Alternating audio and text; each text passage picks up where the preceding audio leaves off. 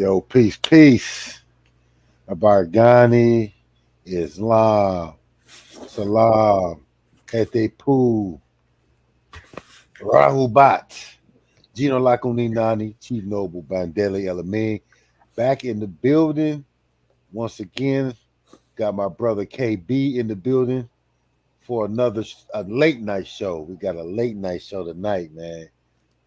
You know, hopefully we won't be too long, but we wanted to get this show.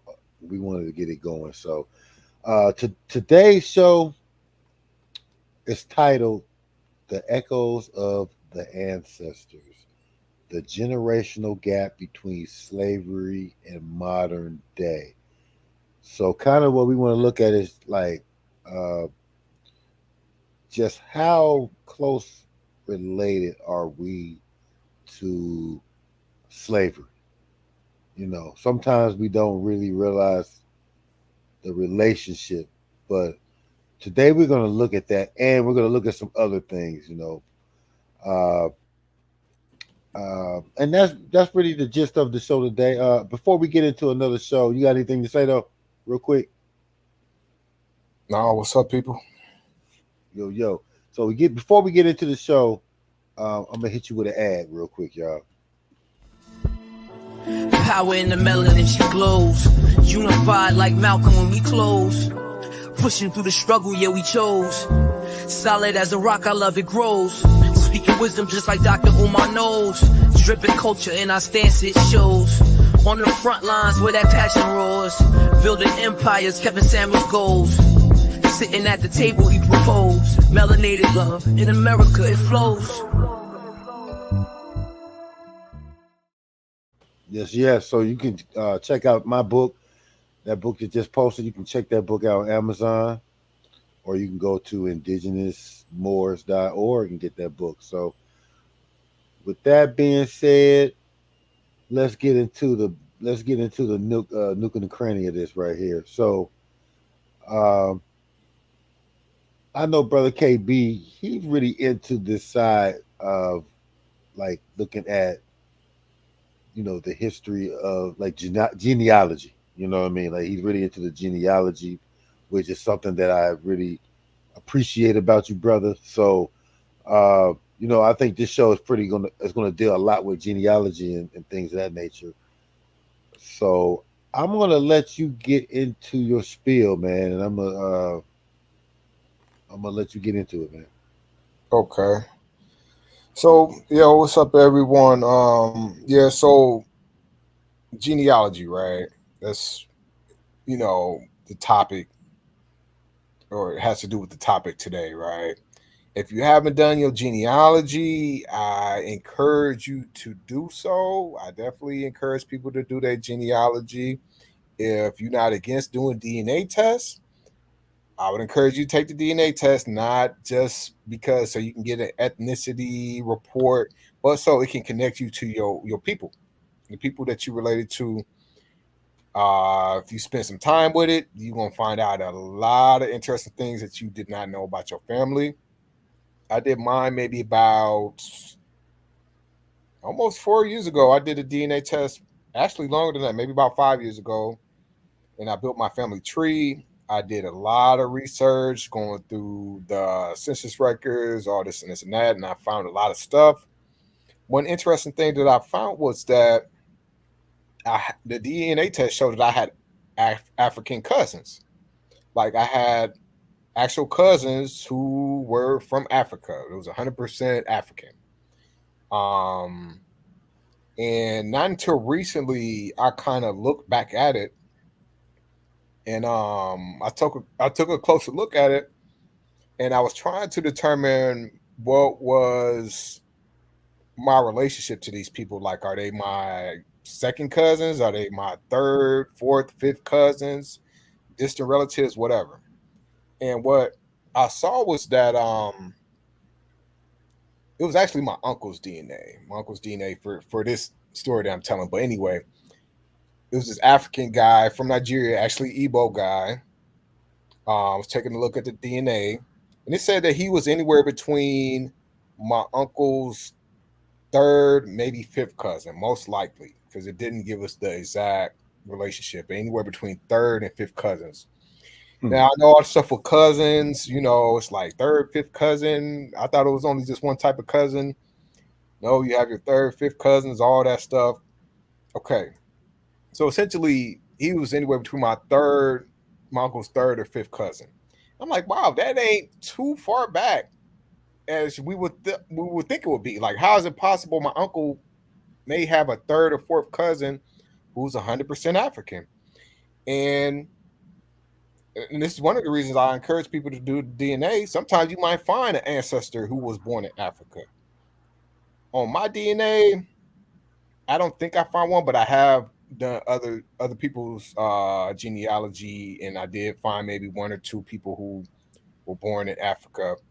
But so this guy, he was a lot closer than I would expect. A lot of times we think about slavery, and in our mind we think, oh man, that was so long ago that we came from Africa. That would have been like 400 years ago, 400, 500 years ago, we all came from Africa.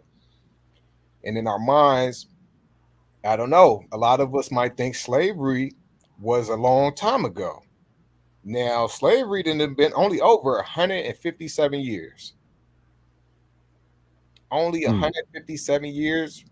I mean, 157 years, yeah, that is a long time. But if you have two people who live to be 70, I mean, 70 or 80, you know. But okay, so this brings us to why we are here, right? So I was looking at a few more things, and let me see. Maybe I can even show my genealogy. Let me see. Can I share it? Yeah, you share your stuff, man. Okay. Y'all, please, would y'all get on the building? Please like this video. Please subscribe. Share this video. We about to get into it. So, let me see. Okay, I think it's sharing now. Yeah, I see So you. this is this is part of my genealogy, right? You got me at the very end. Now this is my paternal side. I did this for illustrations. I could have showed my dad's side, but I wanted to focus on my maternal side. So at the very end, right here, we have my grandma Cindy. She's my third great grandmother. She was born in 1848. Not exactly sure when she passed away. It's an interesting story behind her. Maybe we won't get into that today, but um, she was born in 1848. Her daughter, Kitty, right here, it's not a good picture of her. She was born like 1865. So that's the year slavery ended. Now, Grandma Kitty, who was the child of an enslaved person, she passed in 1954. 1954. She passed in 1954. I mean, a fun fact, since we hear, is related to this Moors. She was actually, a fun fact, she was born in the same cemetery as Noble Drew Ali in Illinois. But anyway, so she passed away in 1954, right? I say.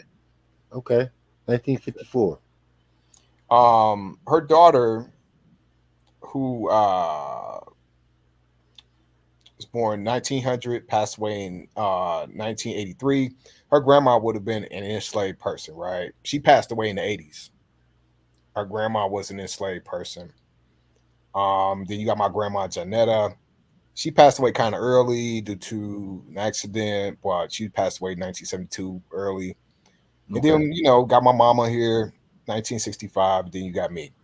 So what kind of struck me on this was that Grandma Kitty, she passed away in 1954. She was the child of an enslaved person. Now, 1954, to some of us, that might be a long time ago. We ain't even think about 1954. But it is some people still around who was born earlier than that. Might have been born in the 40s, maybe 30s. I don't know. Right, like my parents. Like I said, my parents 49. Back in 49. So right. So, she was born in 1954. So you telling me like around that time it was still children of enslaved people running around at that time? And then mind you, my pops was born in 1958. So he was born what about 4 years after Grandma Kitty passed away? So 1954, like okay, so that person that was born in 1865, they would have been like 90 something. It seemed Let me see. like if they had been born in 1865 and then like 1954, that's like 9 years difference. So they've been like 91 or something like that. Yep, it says she would have been 89 years old. Yeah, yeah, she would have been 89. So that's true. I mean, she would have been like at the tail end. So I mean, it's possible that somebody was in their 90s that lived, like they could have been 3 years old, 4 years old. You know what I'm saying? Maybe when slavery ended, they might have been like 3 or 4, and they kind of may remember being enslaved. I could see that. I could see that. Mm-hmm. And that could even bring us into another other part of the discussion. I mean, did you have anything like you wanted to add on to maybe some? I don't know. Well, I mean, not a lot on that aspect. I mean, like, what was you gonna talk about? The one sister McClear, whatever her name is, Yeah, Matilda.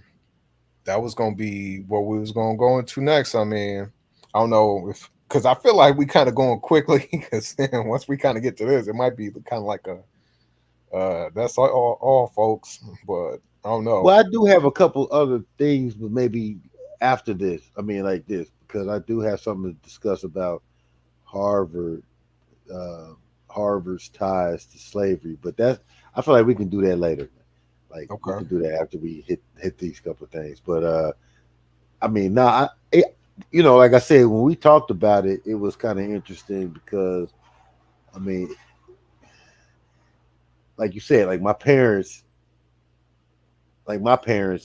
like their grandmother would have been in slavery. Hmm. Okay. Like that's what's wild is that I feel like their grand could have possibly been in slavery then, like their grandmother, because they were like my on my father's side, definitely on my father's side, because I feel like the age, like they're an older family over there. I felt Hmm. like my grandmother was born in like 1913 or 1918, I think. So I'm like, what about her mother? She was probably born in like so like my grandmother, her great grandmother definitely would have been a slave. Hmm. My grandmother, yeah, my grandmother, uh, I would say her grandmother probably was a slave because her my like I said, my grandmother was born in 1918, and she was probably born like her mother was probably born in like 1900 or 1990s. I mean 1890s. So I'm like her mama probably was born in 18 something, like 1860s, 1850s or 60s. You know what I'm saying? Because I mean, like I'm thinking, like they had their children pretty early, like sometimes under 20 years old, right? Like Hmm. a lot of times they was like maybe 16, Hmm. 18 years old having a child. So the span really ain't that big a span between them. You know what I mean? Like it Hmm. might be a 16 years. 16 to 18 year span from one person to the next. So my Correct. grandmother from to her mother. Mm-hmm. So I mean, with that, it's like I feel like it would be my grandmama, my grandmother's grandmama. That would have been the one in slavery. Mm-hmm. But anyway, uh, Well, I I, mean, yeah, let me kind of build on that just really quickly because let me see. Let me go back and share because what you're saying is highly possible, and that's why I encourage people to do their genealogy. You find out some interesting stuff. Um, Now you was talking about how your parents' grandmother might have been enslaved. Now my mama, she was born in '65. She's probably born a few years before you were, so she kind of close to your age. Her mother was born 1923. Her grandmother, which would have been Grandma Kitty, was the child of an enslaved person. Matter of fact, Grandma Kitty, she was one of the ones that was born later because my grandma had a bunch of kids. They had a bunch of kids back then, or Grandma Cindy had a bunch of kids. Her oldest, I think her oldest son, he was born a slave, but he probably was only a slave maybe a few years. Like when he got free after the Civil War, he probably wasn't even a teenager. But yeah, my grandma Janetta, her grandma, and my grandma Janetta, she passed away in '72. My granddad, he lived into '97. So mm, who knows? And even the viewers, who knows what you'll find? How close, if not you, maybe your people, your grandparents or your parents. Who knows? yeah, yeah. That's interesting. Yeah. So like, let me see. So I know we were talking about one of the we talk about slave descendants or people that were in slavery, you know, who had lived through slavery and are documented. We were talking about what's the sister's name, Matilda. So did you have something to pull up on her or what? Let me see. I actually do. Let me see if I can find the window. I'm gonna have my. I got some on it Okay. too. You I'm said you just might gonna have some pull. too. Yeah, I mean, I got that stuff. If you got something, I can pull this up too. So just Okay. let me know what you Well, got. we can go on this. I'm gonna go on this, and then you can pull it up and see what you got on this. Uh, so I don't know if anybody is familiar with Matilda. Like me and KB was talking about it, and he made mentions, right? So I'm looking, and I'm like, so so based on this, if y'all can see it, it says that she was born in 1857 and died in 1940. So she was definitely within the time. Okay, so she was definitely within slavery times, toward the end. But she was, shoot, I mean, she was a young child, but you know, Mhm. 57. What's that? 8 years. She was like almost 8 years old when slavery was over. Okay. So I mean, do you what? want to kind of want to give her like a background on her for people who don't know who she is? I mean, because we know who she is. Okay, so let's go into it. It says she Matilda McCreer was the last known survivor in the United States of the transatlantic slave trade and the ship Clotida. She was a Yoruba who was captured and brought to Mobile County, Alabama at the age of 2 with her mother and older sister. All right, so that's kind of interesting right there, man. Because I'm like, so this whole thing about the slaves coming over here, or the slaves not coming over here. I guess this is proof. This is proof. At least one of them, Right. right? At least At least this one. is proof of one of them that claimed to be from Africa. They're saying that she was Yoruba, so that's interesting, right? Uh, it says the girls were sold away from their mother and never reunited, together with other American slaves in territory not occupied by the Union in the South. Matilda was granted freedom by the Emancipation Proclamation in 1863. She and her family did not achieve freedom until after the de jure abolition of slavery in 1865. She continued to be a sharecropper as an adult and had a family of 14 children with a white German born American common law husband. She died in Selma, Alabama. So,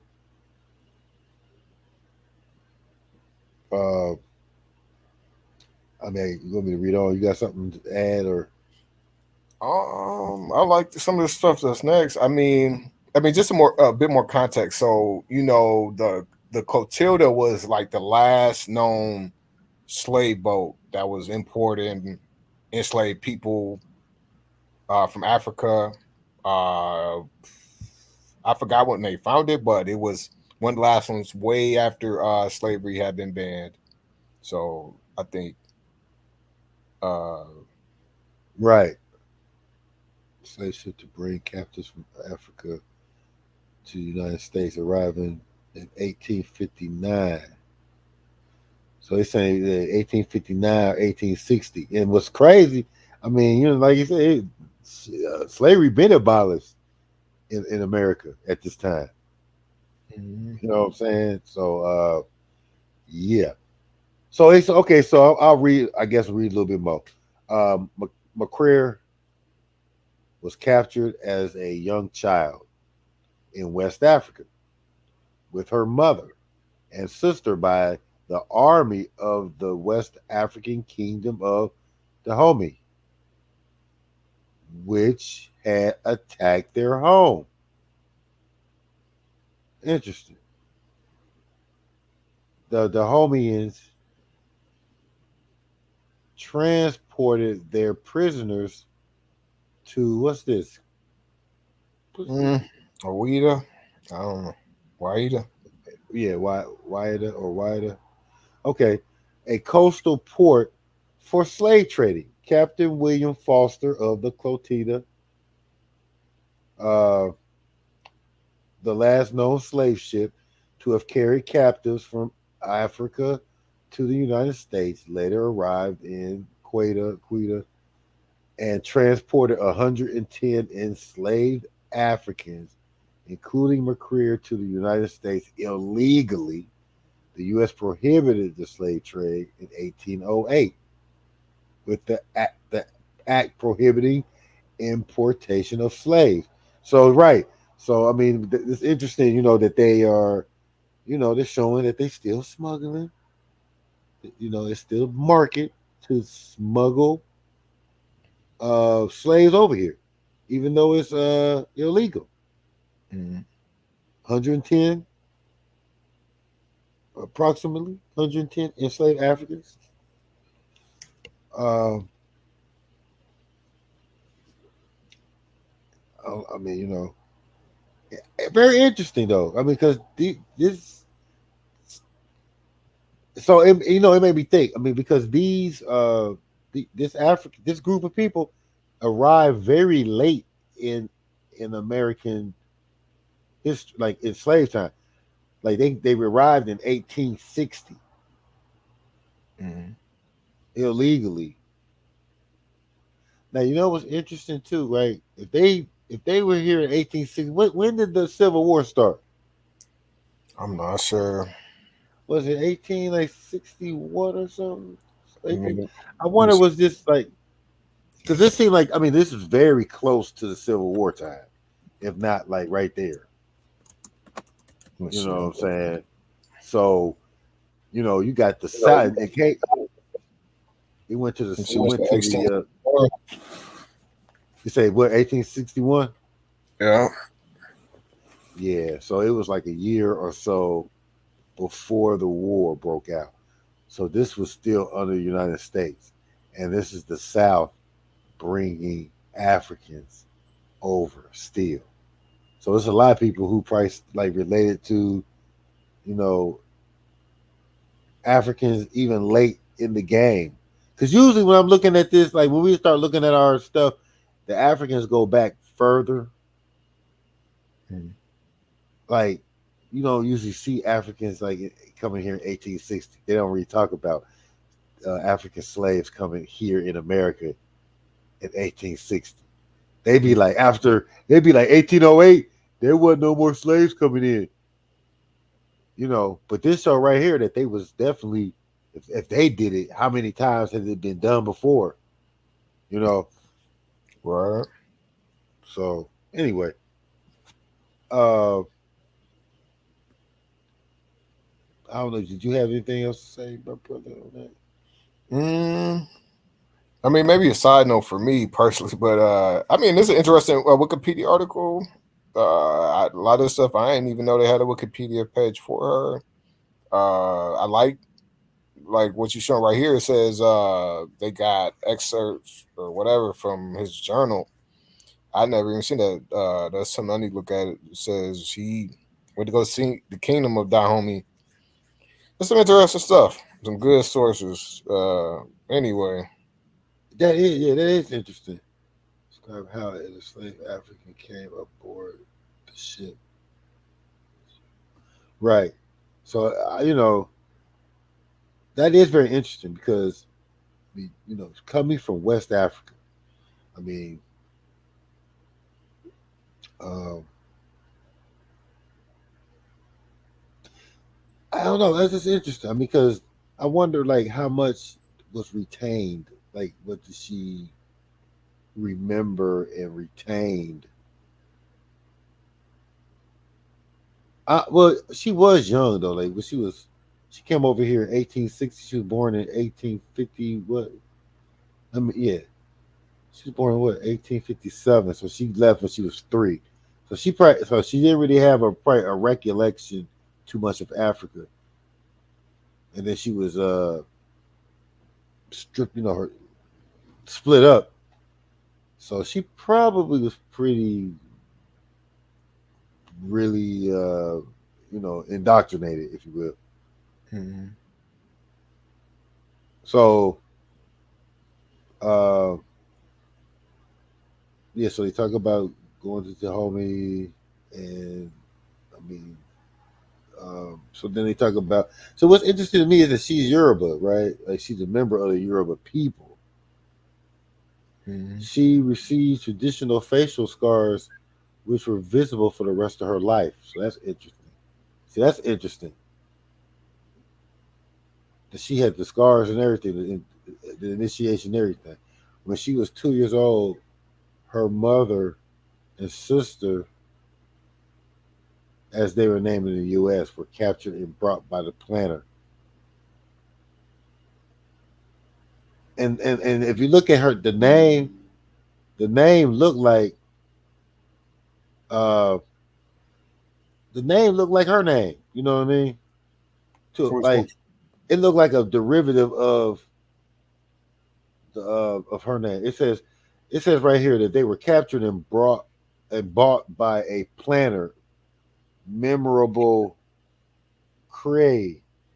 So it kind of reminded me of their name, like, right? It's like an offshoot of her name, like the CREA. Yeah.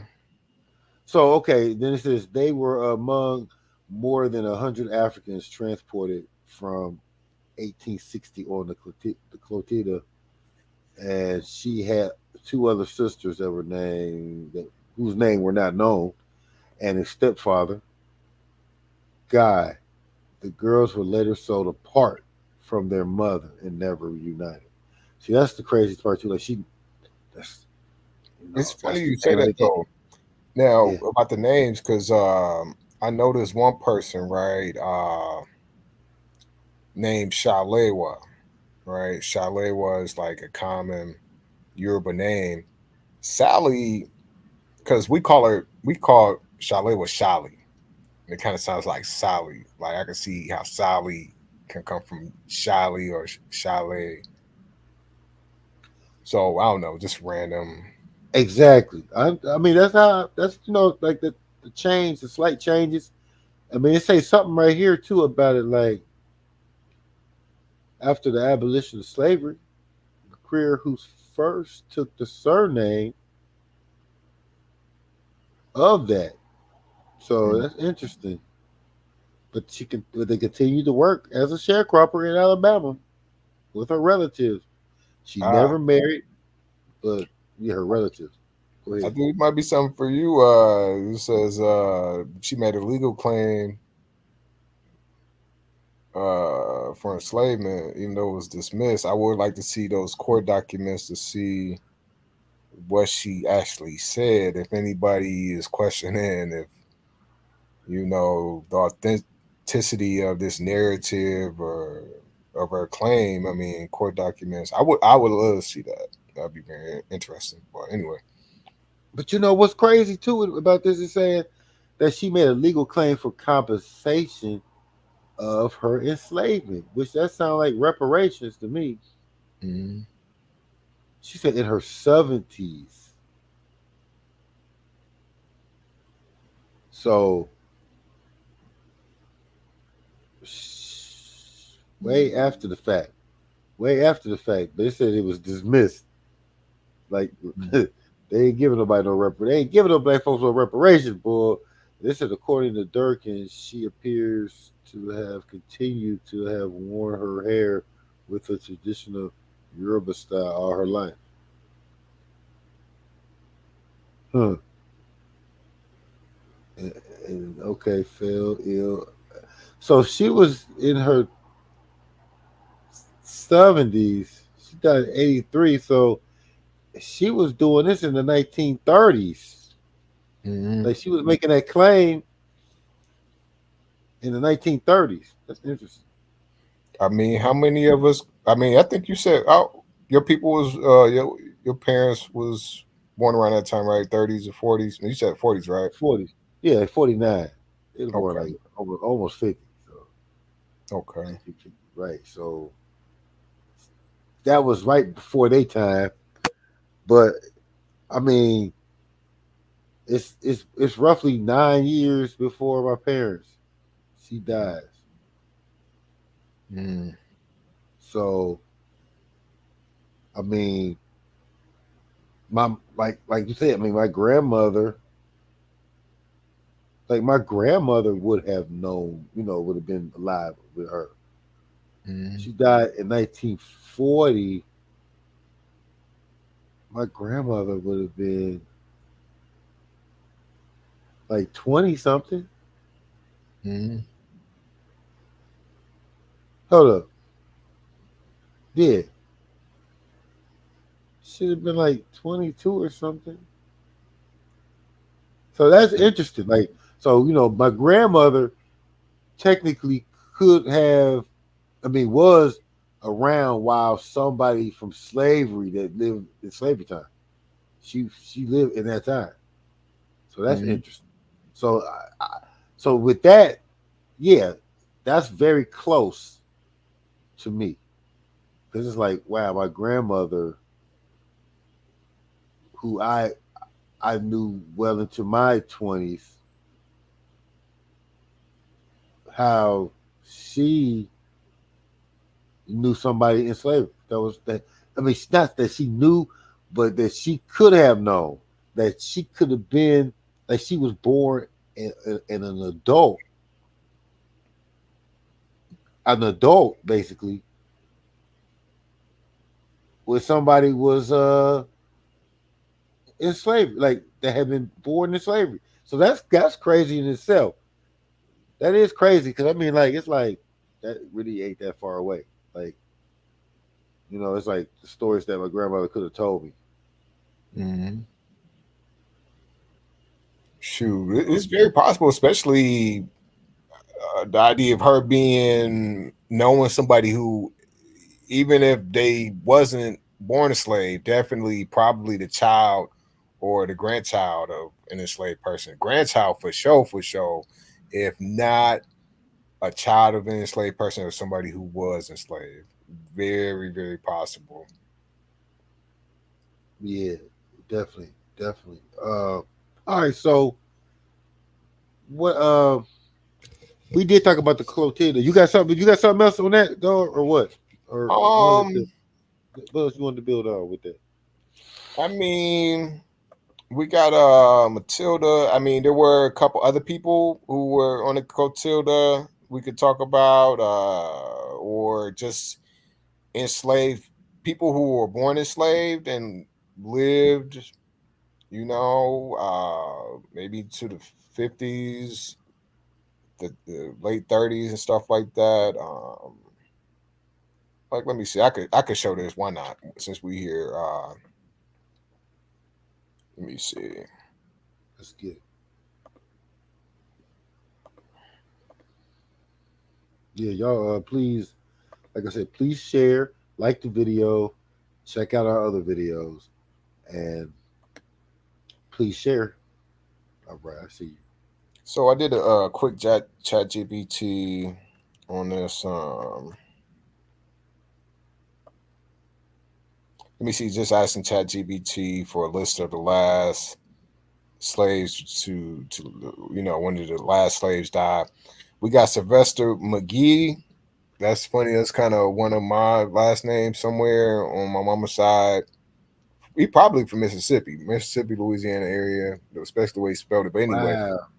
he claimed to die in 1971. Now this guy will say that they was kind of Hold fickle. on. Hold on. From 1841 to 1971. That's what he claimed. He claimed to live to be 130. Was he that old? Maybe, I don't know. Maybe he got dementia. I don't know. Oh, Maybe I shouldn't even say that. right. That's crazy right there. I mean, that's. I'm wondering, like, he don't know him when he was born or something. But anyway, that's interesting. Okay, so go. So you got, but they got him in here too, though. So we talked about Matilda. They also had Cujo Lewis. He passed away in 1935. He was also Yoruba, according to sources. I can take a look at him. He also had a Yoruba name. I'm not sure how to pronounce it. I wonder, did he? So he was on the Clotilda too. Yeah. Um, Okay. Okay. Red Redoshi. That sounds like a Japanese name, but I don't know. Redoshi. Uh, Right. Clotilda too. The Clotilda too. yeah. So all these basically on there. Like now, I'm gonna tell you something. They gonna say, "Well, that was one ship that came over here." Like they that don't prove that all the ships came over here like that.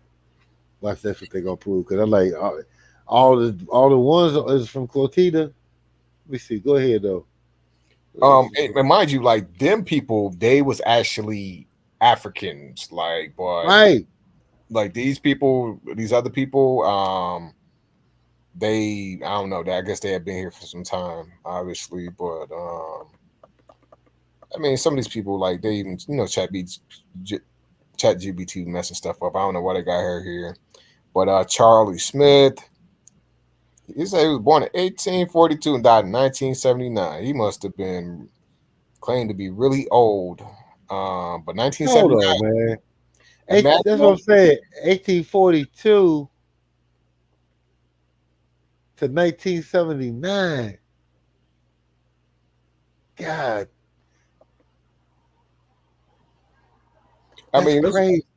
Was he? They was on the Clotilda too, or what? I mean, like, let me see. nah. So that was just those few people. Oh, Those that's two. a eight. You said those just those people. Okay. Yeah, these Yeah. are different people. They went on the Cotilda. They probably wasn't directly from Africa. These were just people who was born enslaved, and these like the last slaves to known to have passed away. So we got Anne Maria Weems. She was born 1840, died in 1939. Sally Brown, born 1858, passed away in 1950. Cornelius Nixon. Dang. And Oh, boy. I so mean, it was 19, like it was living. It was living a long time. yeah, man. So I mean, I ain't gonna go over all of them. I'll leave that up to y'all to kind of, if y'all interested in it, y'all can look and find more people. I do Fountain Hughes, 1957. But anyway, but yeah, That's like over 100 years old. let me see. That's Is this crazy. That's like almost like 100 years old, man. I mean, like they don't even talk about this, man. I wonder, like, is there any like video, like anybody interviewing these people, man? I'm sure. I bet you it is. Like, I'm gonna have to do a Google search because I feel like these people was back in slavery, man. Like what was the one? That was, someone was like born 1940. I mean, 1840s. I'm like, Mhm. shit, that's like 20 something years before slavery was over. So it was like in full swing, right? I mean, Mhm. that's that's crazy. But that also give me thought about reparations. I know people like reparations is such a controversial topic, but the fact that one of the arguments is always that it's not really for you. You got to try to prove that you had slavery in your bloodline and this and that. Really showing like what we're seeing, it really wouldn't be that hard maybe to find out. It really hasn't been that long ago. And for real, we really need to talk to our elders and talk to our older people in the family because they are going to pass and all that knowledge is going to leave with them. They got all that information about the family. And like for me, it's like shoot, a lot of them are dead, from at my age.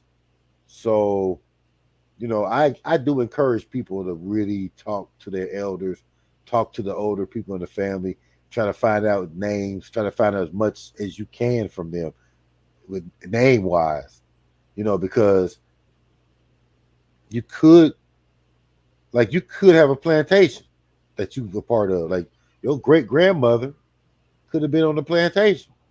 That's what's crazy. Like your great grandmother or your great great grandmother could have possibly been on the plantation. Like they tried to sue the one sister that we was talking about. She tried to sue to get compensation for being enslaved. So I mean, I feel like that's a legacy right there. Like to, um, you know, build on that. So what you got, man? What else you got, man? I also want to add on to that because, like me myself, right? When I was wanting to find out this information, I reached out to my mama and my family and was asking them these questions, and boy, they have nothing to say about it. I don't know if it's just these days family don't talk no more, can't get together, but they really was not trying to fork over any information. I'm very happy I did the DNA. I don't regret it at all. And the genealogy, like I said, it's amazing. You can even find the plantation. If you do the genealogy and the DNA to help you, you can even I found some of that information, like the plantations, my people was on. Not all of them, of course, but maybe one or two. I even found where some of them was buried. You know what I'm saying? That information wasn't easy for me to find if I didn't have the DNA. Um, I even found some of their addresses, some places where they lived. I'm telling you, you can find a lot of stuff, a lot of stuff. Um, and I also want to throw this out there because there's so many myths and spookism around the DNA. They do not sell. People be like, oh, don't do it. They're gonna sell your DNA, and it's always folks got some excuse for not doing the DNA, but they do not sell your DNA. I think they. But anyway, folks, do your own research on it. But at least from what I found, the DNA is safe. They don't really need your DNA to sell off. But anyway. So so you saying that right? Like they will not sell your information. That is what Um, you're saying. Let me They see. won't take. Let's even do a chat GPT on that one. Let's do, because I know for sure they don't sell your DNA like how people was making it seem like, oh, don't do it. They're gonna sell your DNA. Now they might use like your DNA is like when it's lumped together with everyone else's like for statistics on things, but it ain't like they selling your DNA to make a clone of you or to use your DNA for chemical warfare or all the stuff that I be hearing online. But I think they might do, if anything, they might do a compilation of many tests and use those statistics if they do that. I have to do a chat GPT on that one to see what chat GPT say. I don't know, maybe Okay. let me see. Do DNA companies, specifically Ancestry and 23andMe. If y'all in the building, please give a like. DNA. Please smash the like button.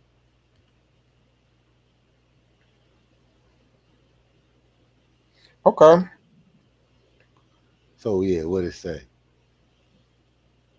So it says DNA testing companies like Ancestry and 23andMe do not explicitly sell your DNA in the sense of handing over your genetic material to third parties.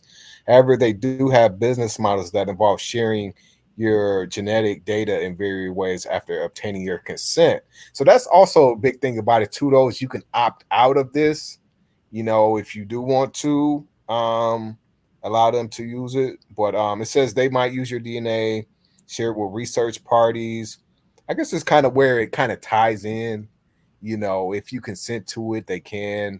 You share your DNA, your genetic for research purposes. It does say pharmaceutical companies, academic institutions, and research entities.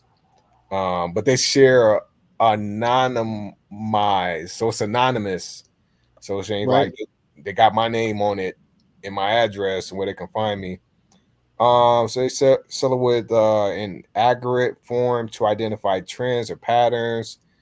Third party services. In some cases, they may provide your DNA for third party services you opt into, such as more detailed health reports, other genetic related services, marketing and personalization. Some companies may use your DNA to personalize the service they offer you, including, okay, I don't get what that means, but anyway, y'all can check that out.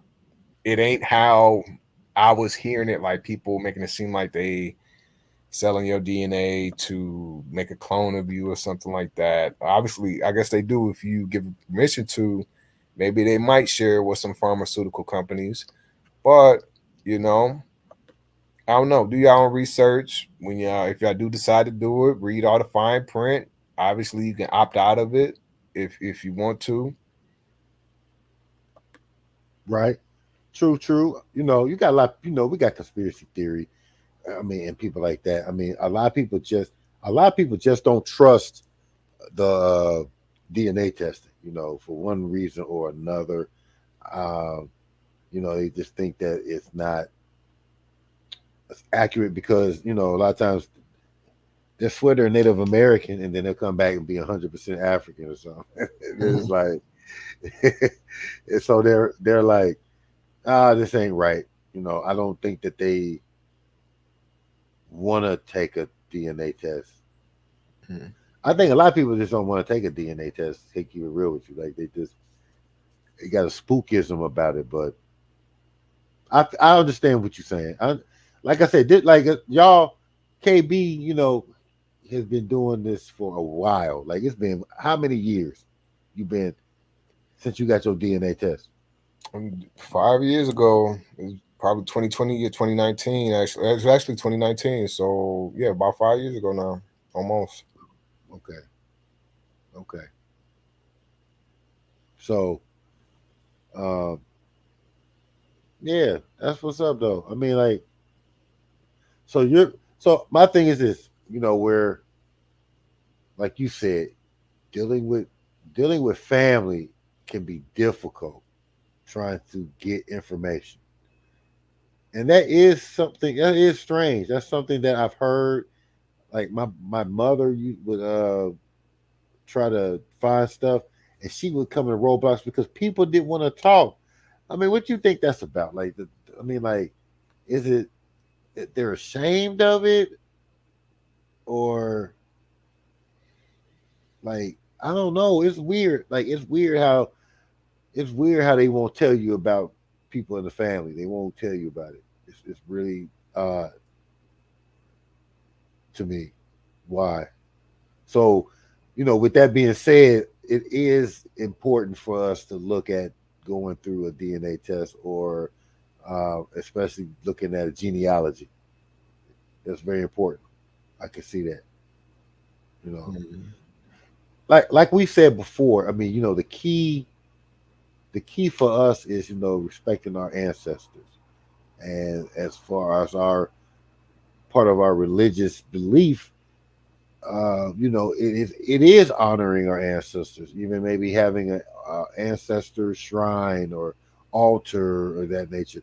So it would make sense for us to dig and find through research and genealogy and all that, find our ancestors, to Mhm. find our genetic, uh, ancestors, because you know, like I said, I mean, it's an important part of the legacy, you know. Mhm. And then I even say this too, though. Like when I took the DNA, I was able to find people who I was related to, obviously, who were willing to share information. You know what I'm saying? Like I didn't get a ton of people that was willing to share information, but I had a few of my kind of distant cousins who was more than willing to help me with certain things. So I'm definitely grateful for that. Uh, the DNA, I know it ain't for everybody, but that changed my life, literally changed my life. Especially if you got close family. Because let me even tell y'all, I ain't gonna lie. My mom thought my dad was a different guy. My the dude who Hmm. my mama thought was my father, he passed away even before I was born. And I took the DNA and found some family, some close family, and I found out who my dad was. So even some people, y'all might not even know who your dad is, or might be looking for a grandparent. I have that situation too. I was able to find my grandfather's father. My grandfather's father, he had passed away when my granddaddy was a kid. I did the DNA, found some of his cousins, and we now know who my well, I guess we had knew per se, but my granddad, he had passed away, and I don't know, folks that forgot what his name was. They knew he was from Georgia, but they forgot what his name was, didn't know who his people was. So, hey. Hey, that's true. I'm having I'm having issues trying to find my father's uh, parents' name, like his grandfather. I'm having problems finding my dad's grandfather or my great grandfather name. He don't know his grandfather's name, Mhm. and I feel like that's only. I mean, like that's your dad's dad. You don't know your dad's dad name, and it's odd, but it happens, Mhm. and that's yeah. So I mean, I do feel like I feel you on the DNA testing. What y'all think about the DNA test, man? What y'all think about it? Like, y'all And put it in the comment. I also want to say this though too, though. I mean, things have changed since I did my DNA. Like now, Ancestry, it ain't cheap no more. Like before, you take the DNA test and you get a lot of stuff for free. You get all your DNA matches. You well, even back then, you didn't have access to people's trees unless they really unless you paid for it. You had to pay to see their trees. Right. on Ancestry, you had to pay to look at the census records. I did find a free census record website, FamilySearch.org. If any y'all want to check it out, y'all can search the census records and government records for free. But Ancestry ain't cheap no more. It ain't how it was when I first did it. So I'm just putting that out there. It ain't cheap. You said what was the one that was free? What was it called? FamilySearch.org. So from there you can find a lot of records, census records, state records. It's good. It's meant for genealogy. FamilySearch.org. Yep. It's free. Ancestry. Ancestry like $20, $30, $40 a month just to search their records. But hey, it may be worth it though. I mean, I definitely think it was worth it. I'm happy I didn't have to pay all that money, but you never know what you might find. Interesting.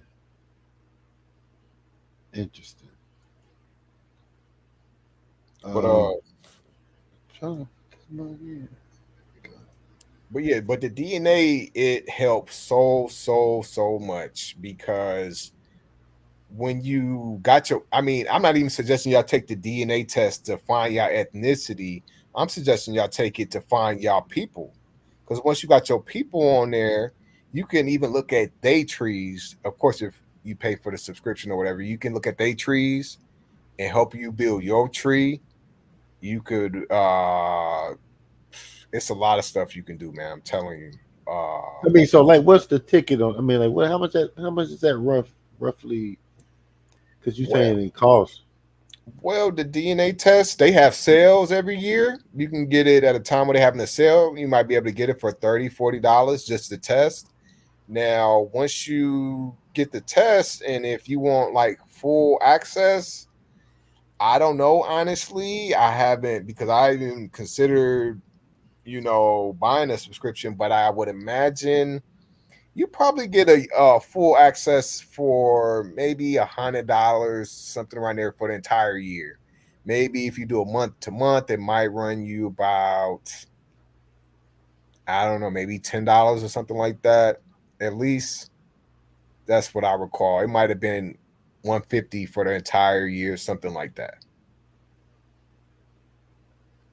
I don't know. Okay. I mean, that's not too bad. Not too bad. I mean, especially if you really want to know. You're gonna want to spend it. But and let me say this too, though. If y'all doing it, if y'all decide to do it, do Ancestry, because them other DNA test companies, the MyHeritage and the 23andMe, I'm not totally knocking them, but I did all three of them. I didn't really find too much on MyHeritage. I did find somebody else. I found one of my mama's cousins who was looking for her dad. I found her. We linked her up with her dad, which is my great uncle. But I didn't find too much on MyHeritage. MyHeritage was not it. 23andMe, I only did 23andMe because I wanted my haplogroup. Ancestry don't do haplogroups, so I had to do 23andMe to get my haplogroup. But if y'all doing the DNA and y'all want to do the genealogy, I would recommend Ancestry over the other two. Okay. I got you. Okay, but let's get back let's get back into the woods. We then got out of the woods and went on the side road. All right. So what it was anything else you was going to build on with that? I mean, like DNA and genealogy, DNA or genealogy, or that's it. That's it, folks. If y'all gonna do it, I promise you're gonna find some good stuff. If you don't do it, hey, it might be a good thing. For sure. All right.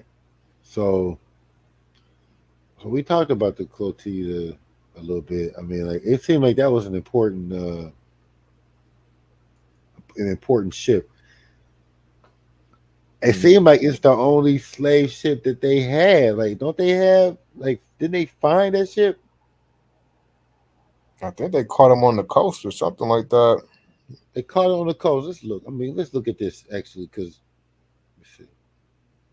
yeah, it's the last known ship to arrive in the U.S. It's found, Mm. Oh, right? where the ships at? Where the ships?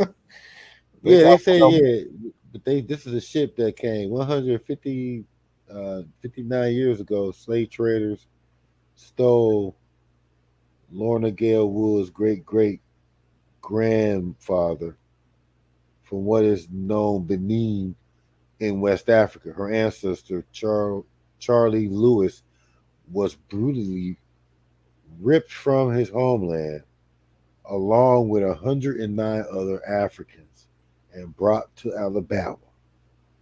It says the last known slave ship to arrive in the United States. Today, researchers confirmed that the remains of that vessel, long rumored to exist but elusive for decades, has been found along the Mobile River near 12 Mile Island, just north of the Mobile Bay Delta. So it says the excitement and joy was overwhelming. And a voice trembling with emotion, says the 70-year-old now. But she's been hearing stories about her family history in the ship that tore them from their homeland since she was a child in Africa Town. And this is funny because like I know when we talk Africa Town, I feel like what's his name? Dane Calloway. I feel Mm. like he got I remember seeing documents of him trying to like disprove Africa Town. Like he was trying to disprove it, right? Um Trying to say it really is covering Native American or something, right? So I don't know. That's interesting because I mean they're talking about the Clotida and the people coming straight from Benin over here, and then they living in Africa Town. That makes sense. You don't hear none of them saying Native American anything, right? Like they're not claiming to be from here or they are from Africa. So let me see. So it says the authentication of and confirmation of the Clotida was led by Alabama Historical Commission and Search.Inc., a group of maritime archaeologists and divers who specialize in historic shipwrecks. Last year, the Smithsonian National Museum of African American History and Culture's Slave Wreck Project joined the effort to help involve the community of Africatown in the preservation of the history, explains the Smithsonian curator. So it's saying, okay, so I mean they done found the ship. It's saying, Mm-hmm. I'm trying to see where it so it's interesting. Welcome to Africa Town. So there's, we talk now. I know Africa is a continent, but still, I mean, like to have Africa Town, kind of interesting.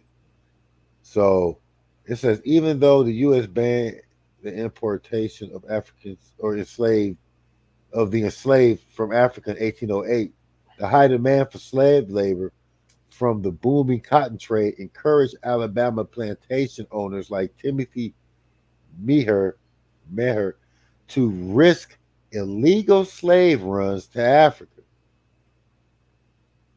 So that's another one.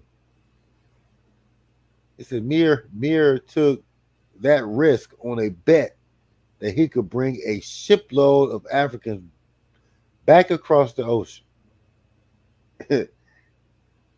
In 1860, the schooner sailed the Mobile to what was the Kingdom of Dahomey under Captain William Foster. He brought he bought Africans captured from warring tribes back to Alabama. See, that's crazy. He just took it into his own hands. Like Mm. Oh man, I don't, that's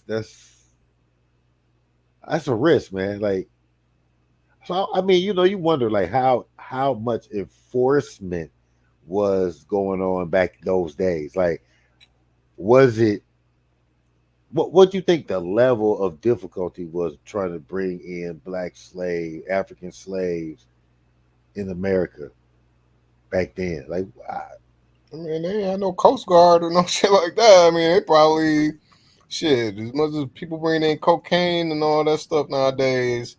Easy as they bring that. How hard was it to bring some African slaves back then? that's what I'm saying. That's another thing, like how many how many slaves were brought over here after 1808. That's something that we don't never talk about. And for them, like some people, don't want to believe it. I'm like, these dudes just got in a boat and went over there. I mean, like this wasn't the government or anything. This was some Alabama men that had slave owners that had a couple of dollars, had some money on them, but they went over there and got them themselves. Hmm. That's what I'm saying. It's like it looked like they got in a boat and they sailed over there and got some slaves and brought them back. That's what it sounded like. Now I might have read that wrong. Y'all let me know if I'm wrong in the comment, but that's what it feel like for real. So, I don't know. That's what I got on that though. I mean, it's an interesting thing. Like they said, you don't hear about slave ships. Here's a slave ship right here. It had several people off of that ship that were the last to live, which makes sense. They were like the last of slavery to be alive, well into the 1900s. Well into the 1900s.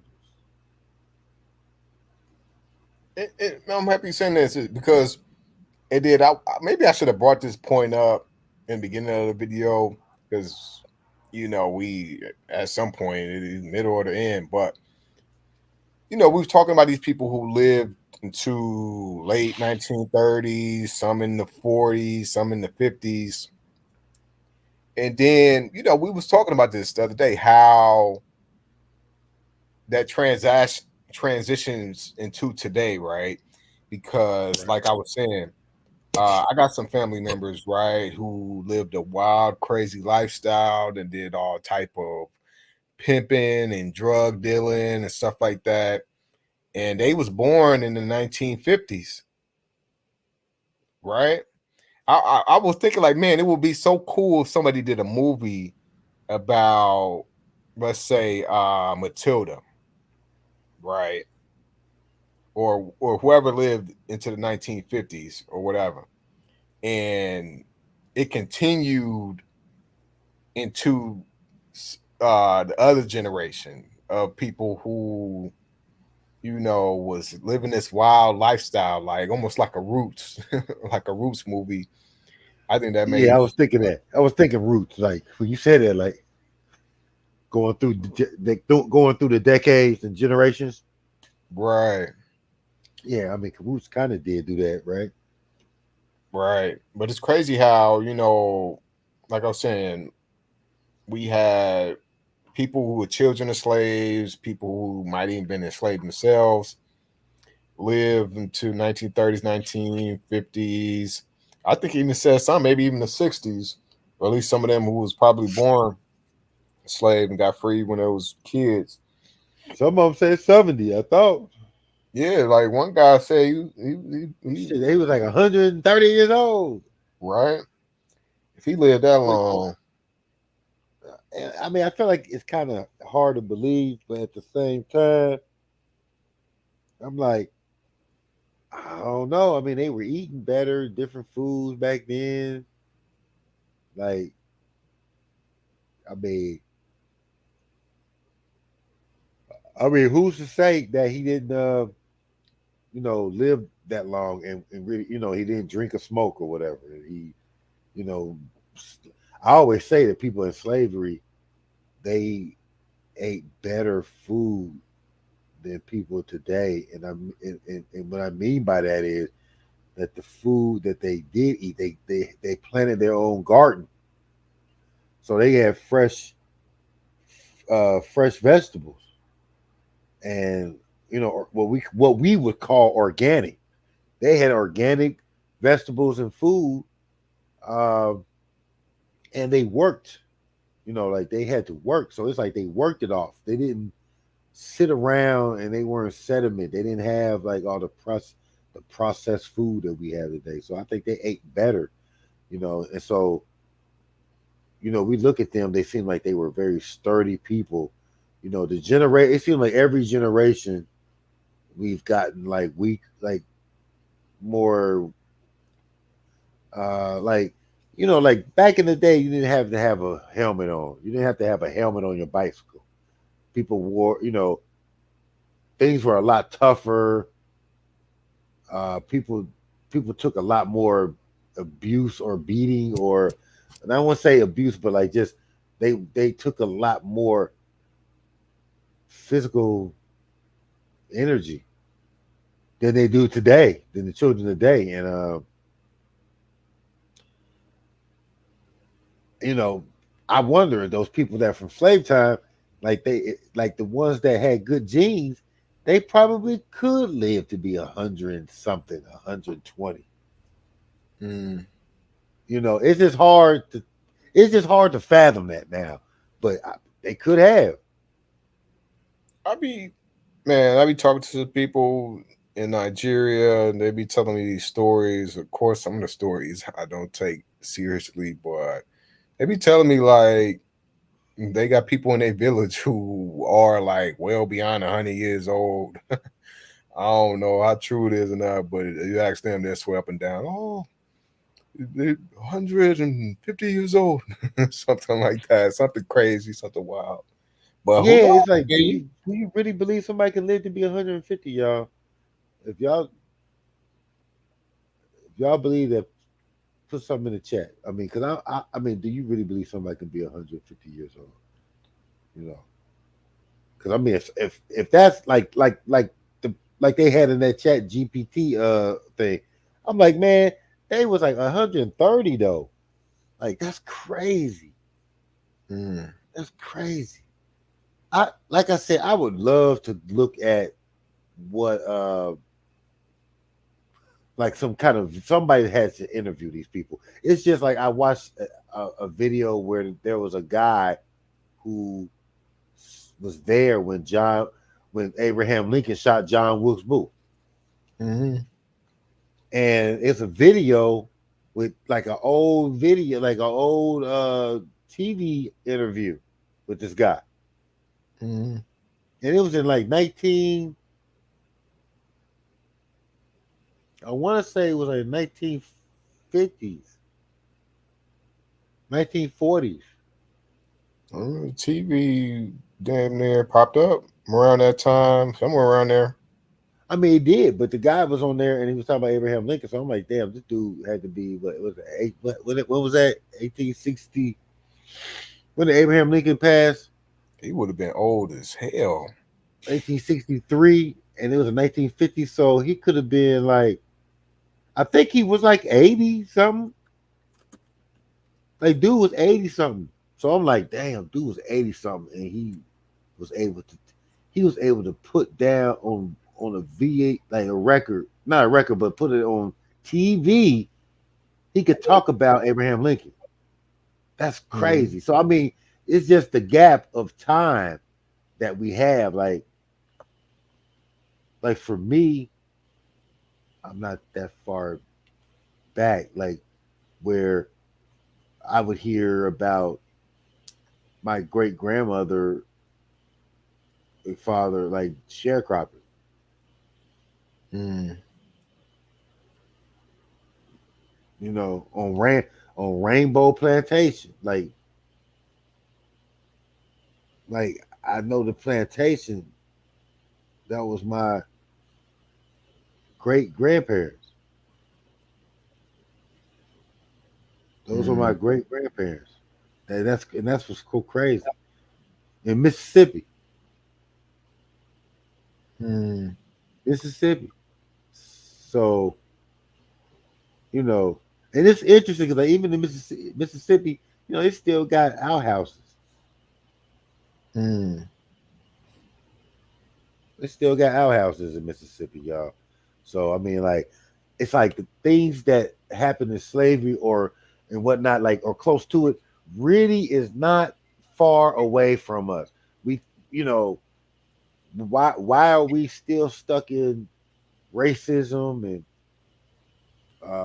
all these different issues that so-called black people have? It's because it hasn't really been that long since slavery. And then you think about it, like my parents were alive when there was Jim Crow. My parents were old enough to tell me about Jim Crow law. So, you know, really not that far away from like enslavement. We're not that far out.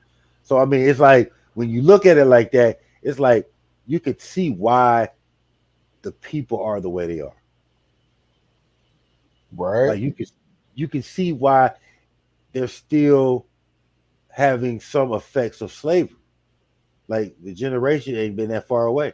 So it's like the genetic stuff that's going on with us is not that far from us because I mean like they say we tend to have high blood pressure, we tend to have you know diabetes or these type of things earlier or more common in so-called black people than it is in other races.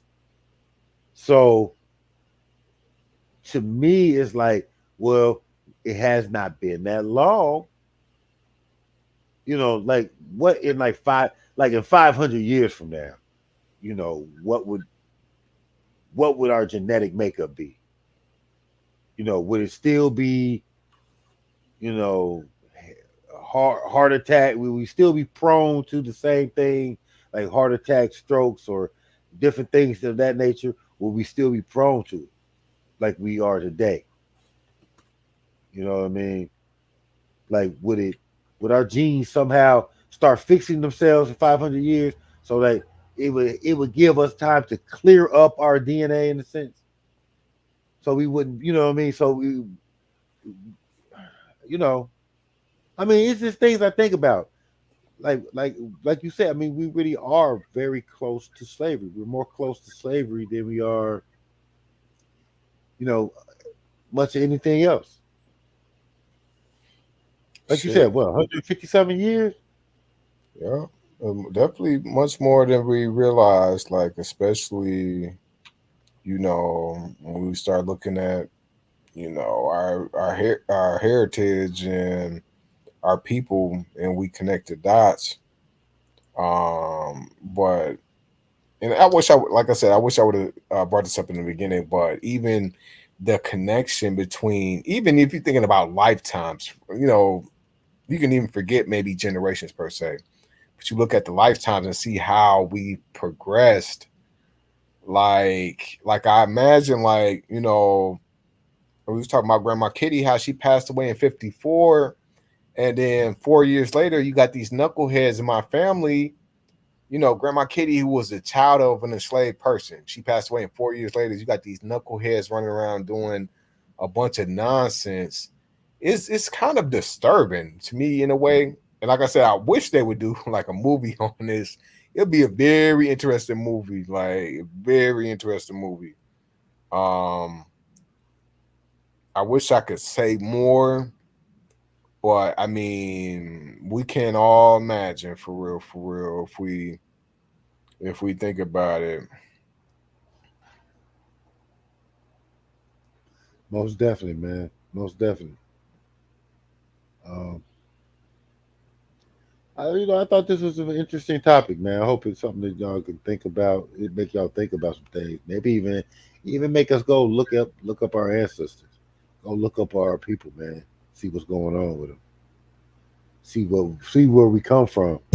So many of us don't know shit. We don't even have family reunions like we used to. You know, like people used to have family reunions. At least that's a great time to gather and find out stuff too. But we don't even have family reunions like we did, man. So I don't know. It's an interesting subject, man. But that's all I really got this on the subject matter, my brother. I don't know what else. So anything else that you wanted to add? Man, like just even what we just talked about. I mean, that was my main. That's what really kind of, in addition to some of the other stuff, but that's what really kind of got me on this topic was how, like we was talking about Grandma Kitty, 1954, even some of my other people, and I didn't even talk about them, but maybe I could throw them in here right quick. I had one of my grandma Irene.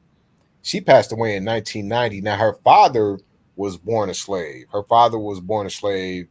Now he wasn't a slave too long. He might have got freed maybe when he was like 10 or something like that. So he was still a kid when he got freed. But Grandma Irene, she passed away in 1990.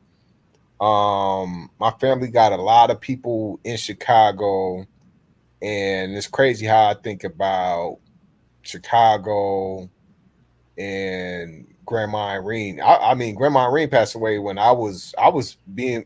She passed away. I was a baby, a few months. Grandma Irene, the child of an enslaved person, lived.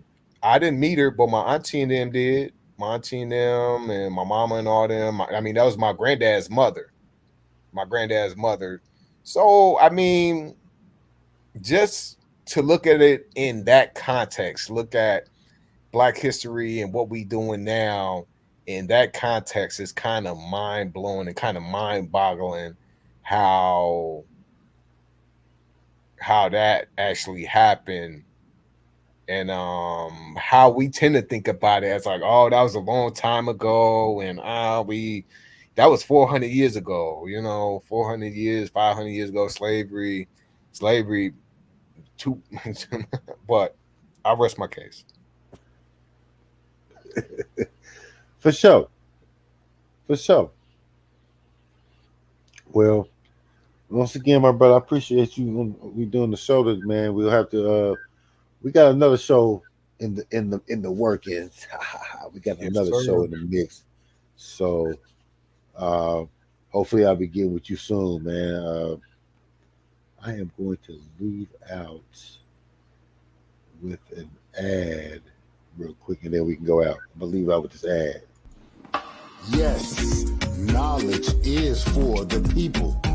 Get your books today on indigenousmoors.org, your one-stop shop for indigenous needs.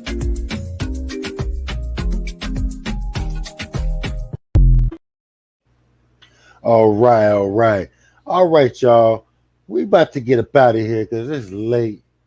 It's late. Hope y'all enjoyed it. If y'all came in late, go back and watch the video.